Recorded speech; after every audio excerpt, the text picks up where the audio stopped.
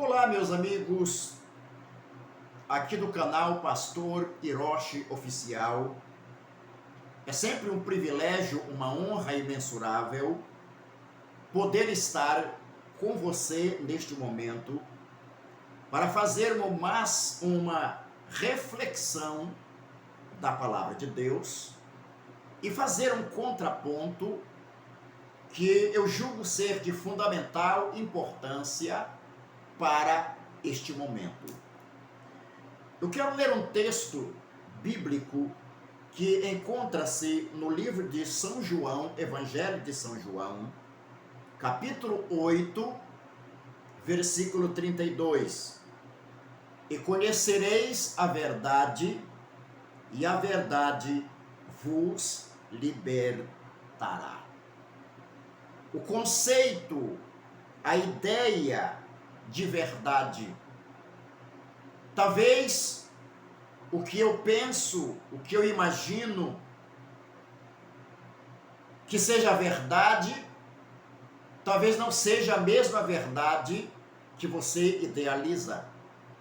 Porém, Jesus Cristo, ele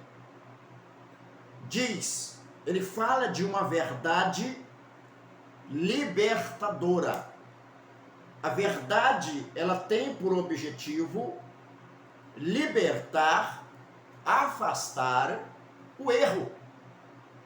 Pois existe uma dualidade. Se existe verdade, é porque tem erro.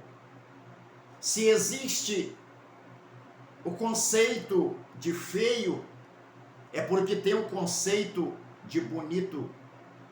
Se existe o conceito de noite, é porque existe o conceito de dia, de claridade. Se existe o conceito do não pensar, existe o conceito do pensar.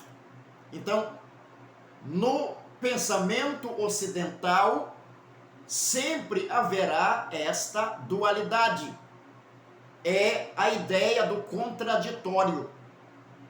Não posso fazer um julgamento sem que eu dê chance ao meu oponente ou ao acusado para defender-se. É um direito constitucional ao contraditório até esgotar, até não haver mais nenhuma instância aonde possa recorrer. Então, esta ideia, este conceito de verdade expressa por Jesus é um conceito libertador. Porque lá no versículo 36, ele mesmo vai dizer: se, pois, o Filho vos libertar, verdadeiramente sereis livres. Então, ele se apresenta como esta verdade, e que não é uma verdade fictícia, que não é simplesmente um conceito, mas ele se apresenta como a totalidade desta verdade que é capaz de libertar o homem de todas as suas amarras, não apenas de sua ignorância intelectual, mas do erro que a Bíblia vai conceituar de pecado. Pecar significa afastar-se de Deus, significa dar meia volta ao propósito de Deus e abandoná-lo e seguir um caminho oposto. Por isso ele se apresenta como esta verdade libertadora. Mas, fazendo um contraponto a isto, quero citar o livro 7º da República de Platão, onde ele vai tratar exatamente do mito da caverna, para fazermos um contraponto entre verdade e liberdade.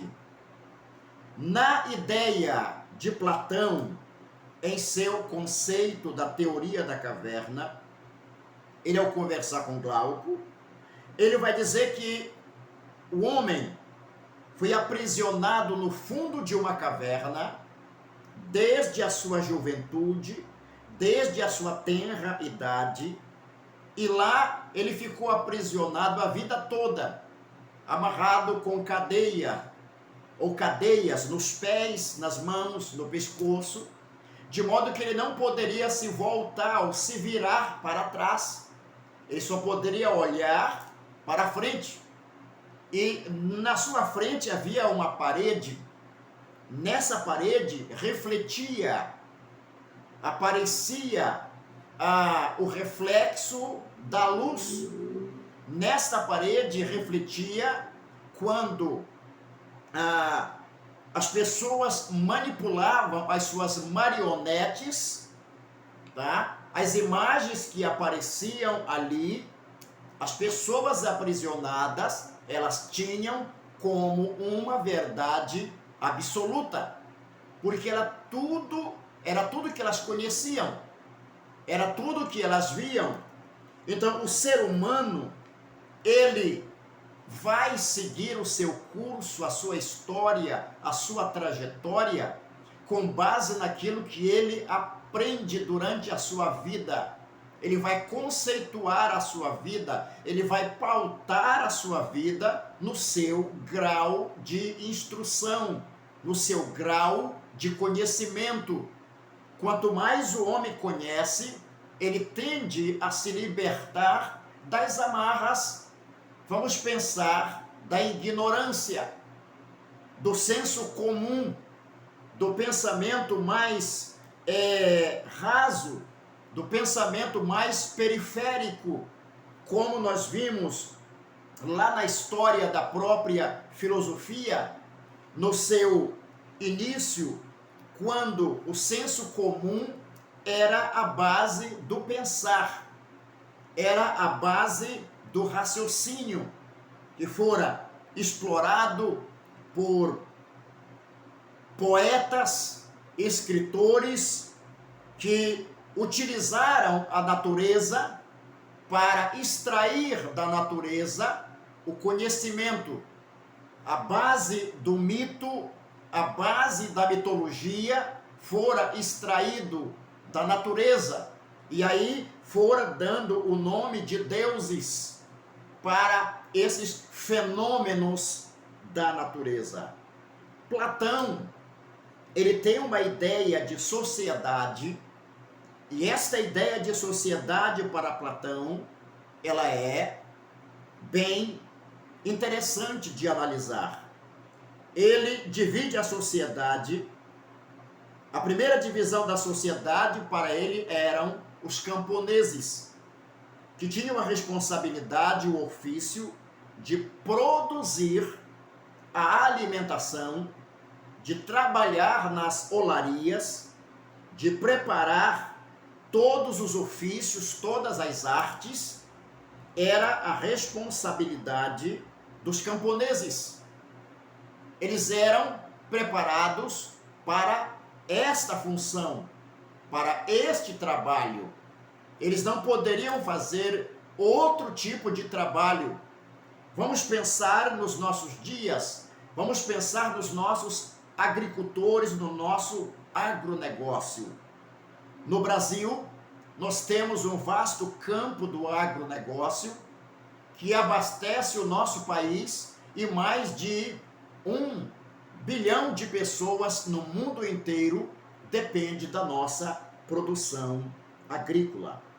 Assim, a ideia na Grécia era fazer com que estas pessoas trabalhassem para produzir o alimento, para produzir as cerâmicas que eram negociadas. Essas pessoas não tinham direito a votar e a serem votadas. Elas eram pessoas invisíveis, eram pessoas que tinham apenas um ofício comum de um trabalhador.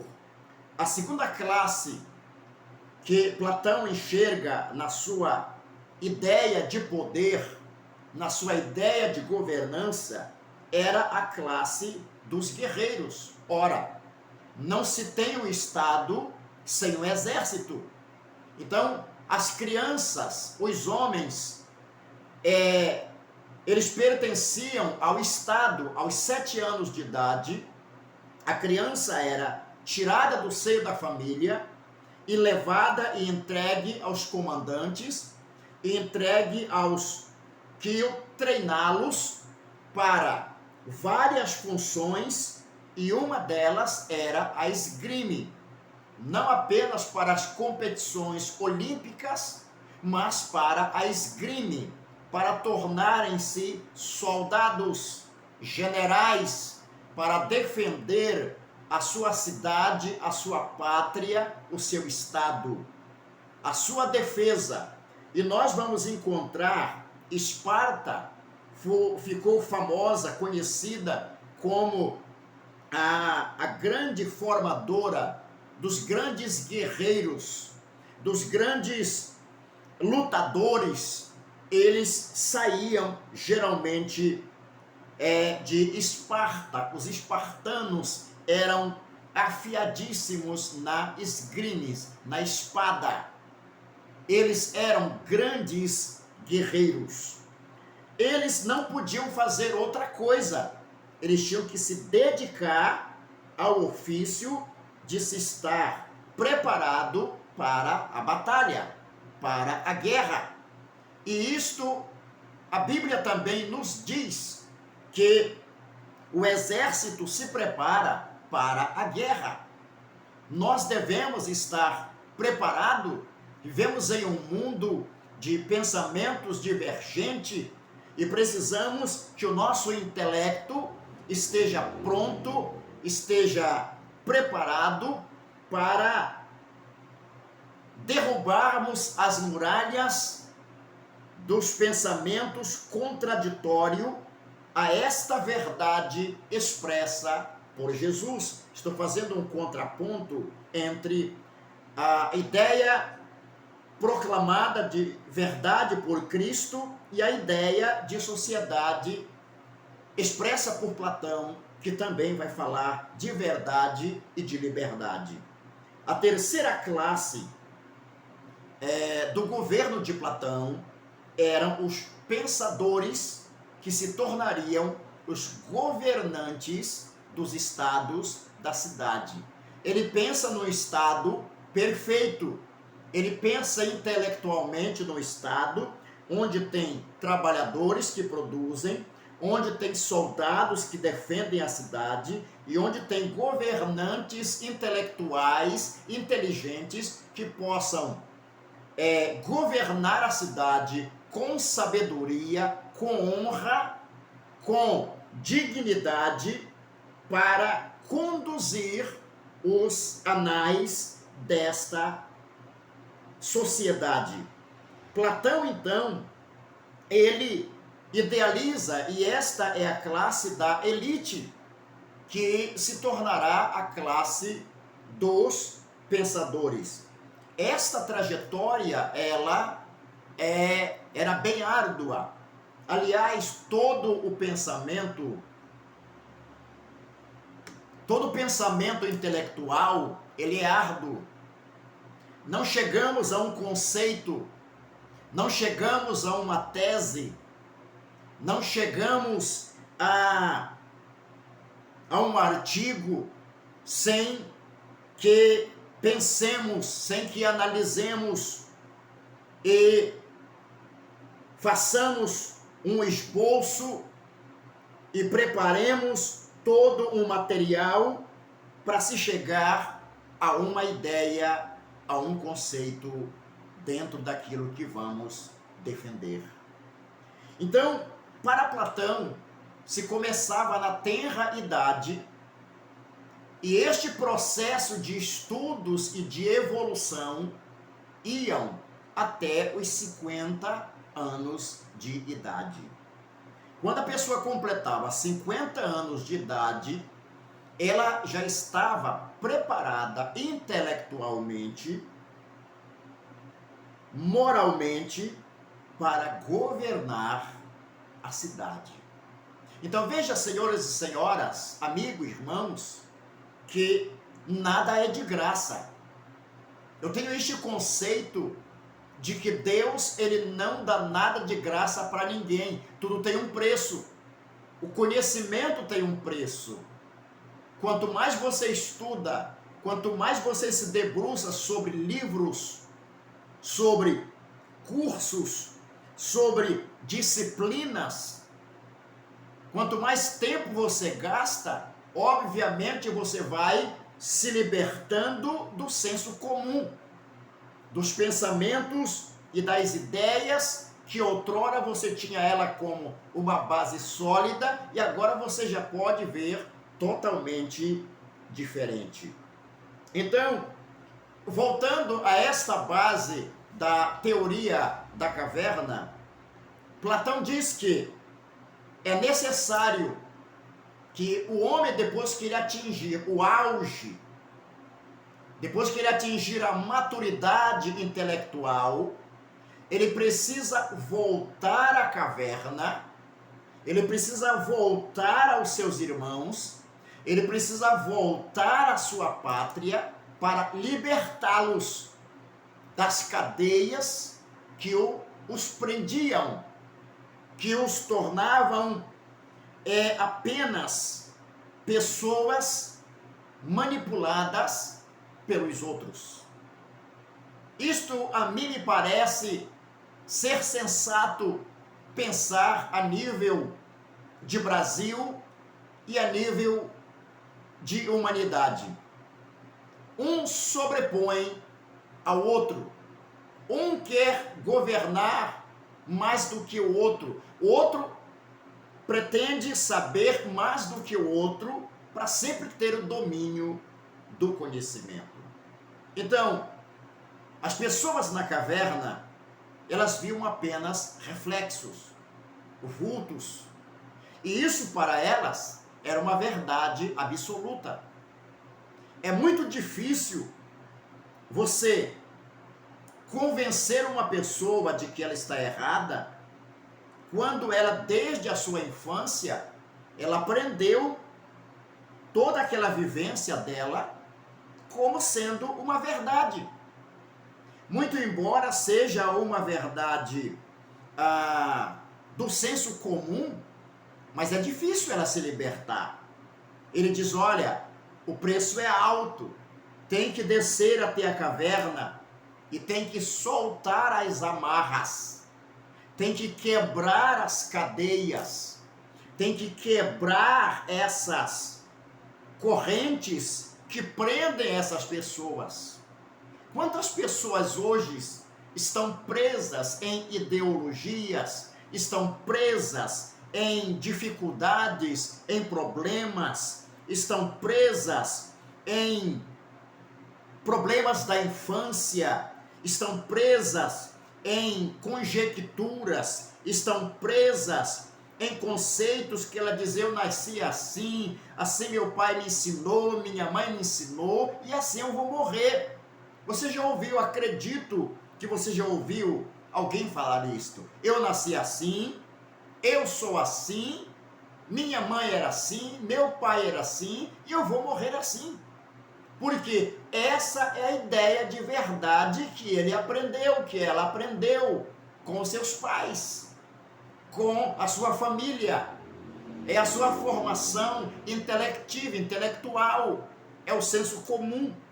Então, ele diz, a pessoa tem que ir lá, o sábio tem que descer a caverna para falar a verdade. Falar a verdade, queridos, ela traz a liberdade.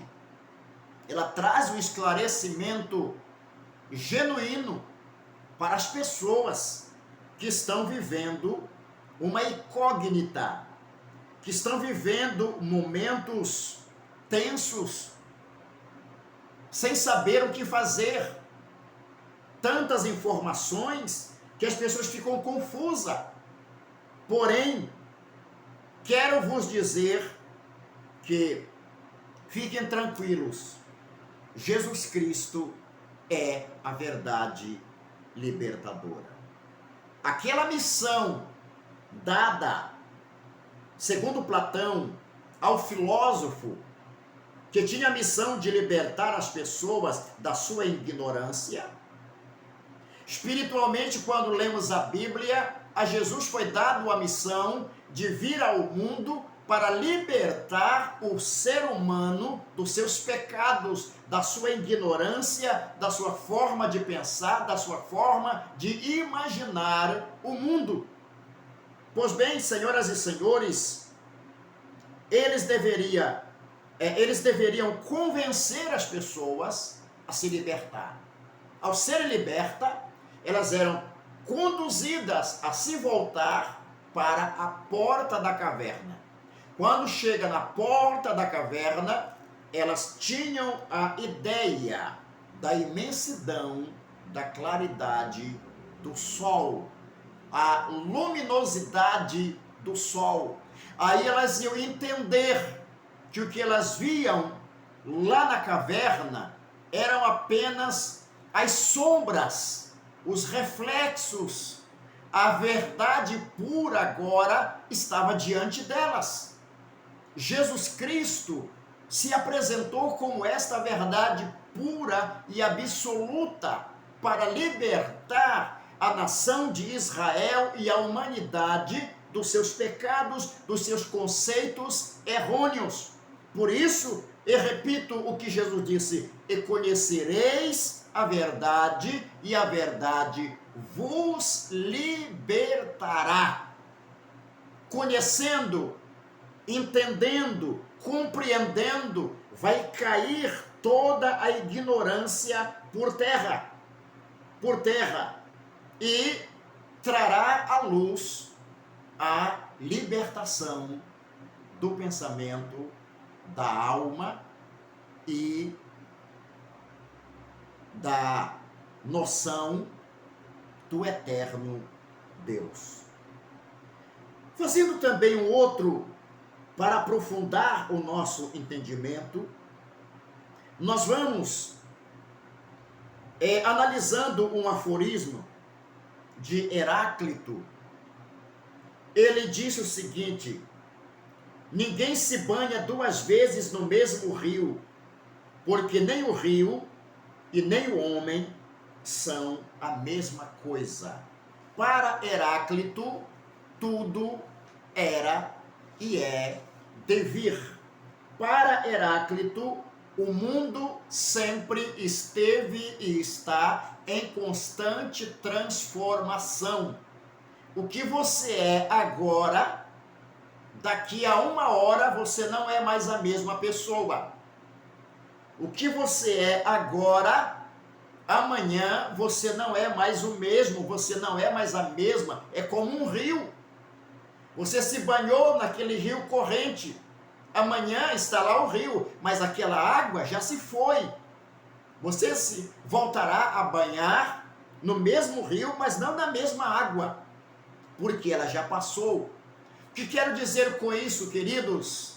As oportunidades, elas passam.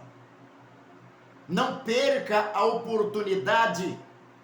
Aproveite, segure o teu milagre, segure a tua vitória, segure a tua bênção, porque na vida tudo passa, tudo é passageiro. Por isso, o próprio Friedrich Nietzsche, ele vai dizer que o ser humano deve aproveitar a vida aqui e agora. Porque a Bíblia vai dizer que lá no túmulo, lá na sepultura, ninguém louva a Deus, ninguém faz nada. O que você tem que fazer, você precisa fazer aqui e agora. Tudo é de vir, tudo passa, a nossa idade passa.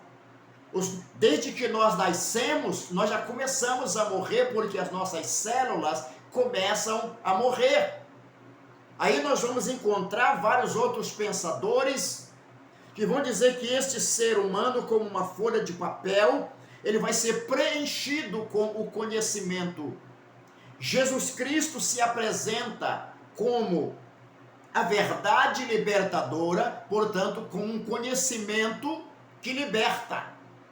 Eu sei que você que me assiste neste momento é um bom pensador, é uma boa pensadora, conhece as escrituras sagradas, é um profissional liberal, é alguém que conhece, que tem um conhecimento científico. Eu quero vos dizer que o conhecimento, repito, ele traz a liberdade. Por isso voltamos à expressão de Jesus: e conhecereis a verdade, não as verdades, não uma verdade, não a minha verdade, não o meu ponto de vista, não o que eu penso, não o que eu imagino, não o que eu idealizo, mas a verdade absoluta, expressa pelo próprio Senhor Jesus Cristo.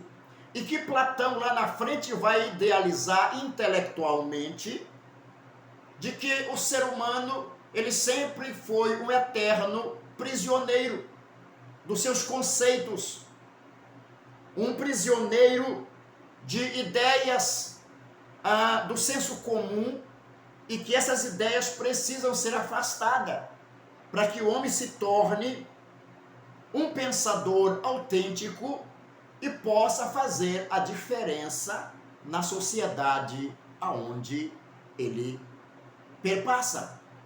Perpassamos este momento nesta sociedade em que vivemos. Estamos vivendo, é bem verdade, momentos tensos no nosso país, mas Jesus Cristo não mudou. A palavra de Deus não mudou. A verdade não mudou. Pelo fato de alguém não aceitar, pelo fato de alguém querer questionar, a verdade não muda por isso. Ela continua sendo verdade, assim como o erro continua sendo erro. Mas você deve escolher. E por isso a justiça, ela vai trabalhar para equilibrar e trazer a verdade, expurgar o erro e prevalecer a verdade dos fatos, aparecer as verdades dos fatos concretos para que se tenha um julgamento justo. Jesus Cristo se fez homem para tornar-se advogado do ser humano, mas um dia ele será o justo juiz, que há de julgar a humanidade, há de julgar o ser humano pela sua forma de querer ser, de não aceitar, de não se dobrar diante deste Cristo que é a verdade. A Bíblia diz que diante dele todo joelho se dobrará. Portanto, finalizando esta reflexão, fazendo o contraponto entre Jesus com a verdade absoluta, a verdade exposta no pensamento da filosofia ocidental,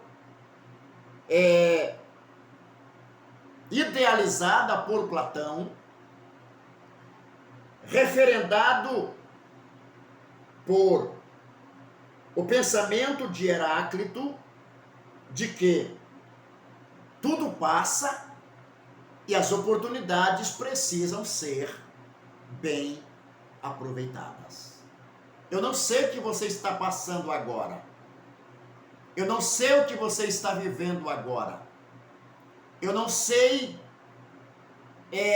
em que mundo você está vivendo.